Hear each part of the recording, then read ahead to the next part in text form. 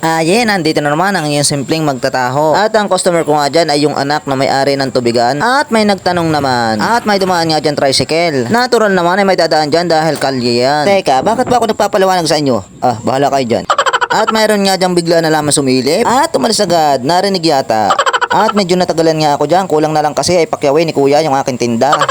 Ayan na nga at tapos na silang bumili dyan. Salamat. At ang sabi nga dyan ni brother, it's my turn. At naka-English.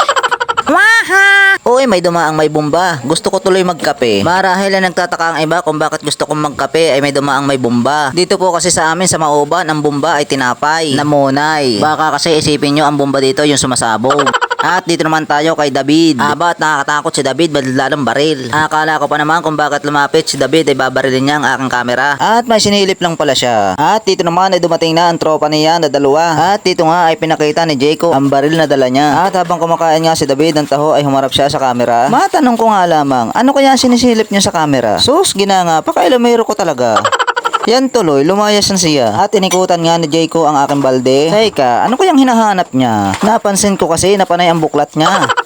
Siguro gusto niyang umextra magsandok ng taho niya. At ang sabi niya nga dyan, ay salamat, yung akin ang isasalang na. Teka, parang nalito ako dyan na. Siguro ibig niya sabihin, yung taho niya ay madadaos na. Haya na nga at si Jayco ay ligang-liga dyan. Teka, at ngayon ko lang napuna. Bakit kaya gumalaw ang aking kamera? Yahay, andito na naman ako upang magbenta ng taho. Natural, taho ang tinda ko, alangan naman sabihin kong buko.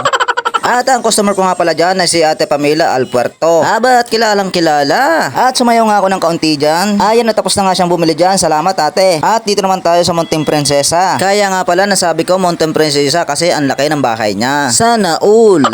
At habang nagsasandok nga ako ng taho dyan ay sabi niya sa nanay niya, nanay, may camera o. At mapagmatsyag din pala to si Munting Prinsesa. Akala ko pa naman ako lang ang malikot ang mata dito. At dito naman tayo sa anak ni Ate Marites. Hoy, totoong Marites yung pangalan nun. Hindi yung Marites lamang dyan sa mga kanto.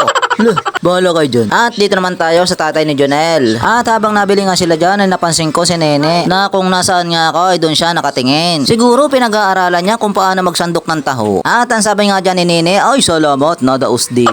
At dito naman tayo kay Ate Cherry Pie. Sana all, artistahin ng pangalan. At tapos na nga siyang bumili dyan. Salamat Ate Cherry Pie. At dito naman tayo kay Ate Dika. Dika kilala.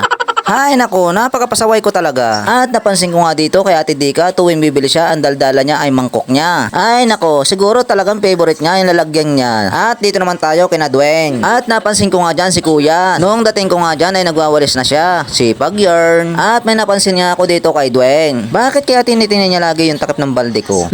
Bahala kayo dyan. Thanks for watching.